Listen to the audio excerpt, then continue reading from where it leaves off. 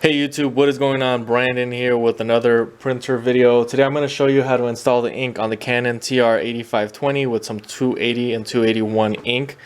Stay tuned. There's also going to be a link in the description below for some new ink and a new printer if that is what you are needing.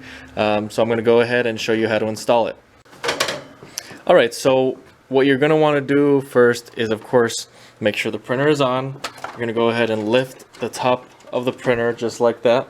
And your print head should come right to the middle, right here. Next, you're going to want to take off these orange flaps on the front of the ink cartridges and start installing them one by one. I always like to start off with the black ink cartridge. So you're going to go ahead and, as you see there, you have all of your colors marked off for the different ink cartridges.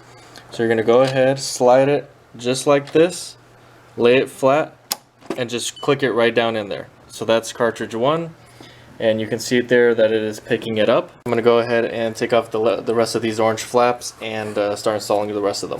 Okay, so we have an additional black cartridge which is going to go right in here. I'm going to slide that right in, picked it up, and next I'm going to put in yellow,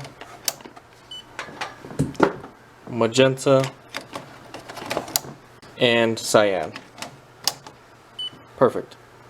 So then you're going to go ahead and close the printer. The cartridges are going to settle in place, and it's going to tell you that the following cartridges were installed. And you're going to want to go ahead and load up some a blank sheet of paper. Alright, so that's really all there is to it. Now, once you have installed the ink, you are going to go ahead and print your test page. But that's really how you install the ink cartridges. So if you were looking to buy some new ink or you were looking to buy this printer, again, there's going to be a link in the description below for you to go ahead and do that. Also, make sure to like and subscribe. Thanks for watching, and until next time.